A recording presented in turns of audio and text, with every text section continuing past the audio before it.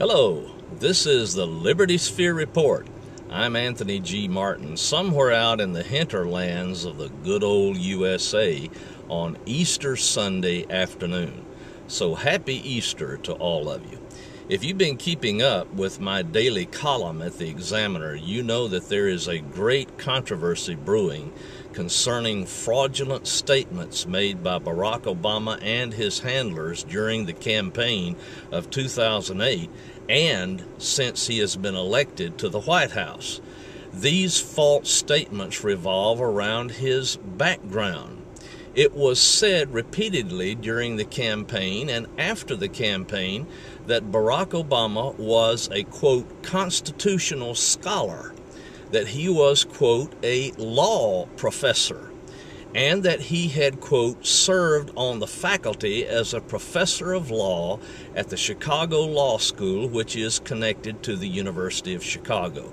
As it turns out, all of these statements are blatantly false. Let's take a look at them one by one. Number one, Barack Obama is not a constitutional scholar. He was hired to teach a course in constitutional law by the Chicago Law School as a temporary instructor. And the law school confirms that Obama was never hired as an associate professor, as an adjunct professor, or as a full professor. He was merely a temporary instructor for the School of Law. Now, in academic circles, these are specific jobs that hold specific requirements. Obama did not have the qualifications to be a, quote, constitutional scholar or a, quote, law professor or to serve as a professor of law in the Chicago Law School. Faculty members at the Chicago School of Law also say that there are big questions concerning Obama's claims concerning his time spent as a student at the Harvard Law School, where it was claimed that he served as editor of the Harvard Law Review. This also is false. Obama was elected to a position called the president of the Law Review, which has nothing to do with the content of the paper, and he certainly did not serve as an editor, because as an editor you have to be published. And during the time that Obama spent at Harvard Law School, he never published a single article in the Harvard Law Review. So there are questions swirling about that.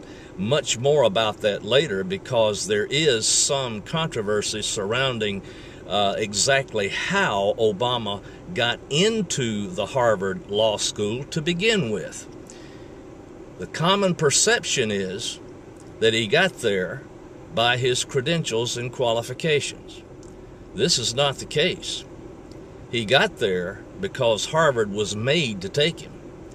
He got the job as a temporary instructor at the Chicago Law School because somebody forced the school to hire him and give him an office.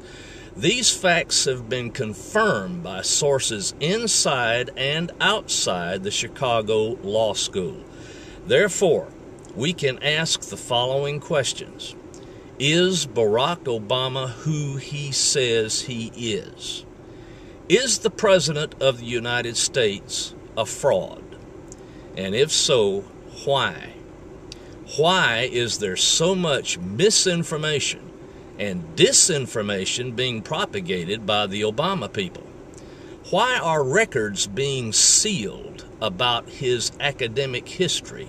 None of the schools that Obama claims that he attended as a student will open up his transcripts. They're unavailable to the public.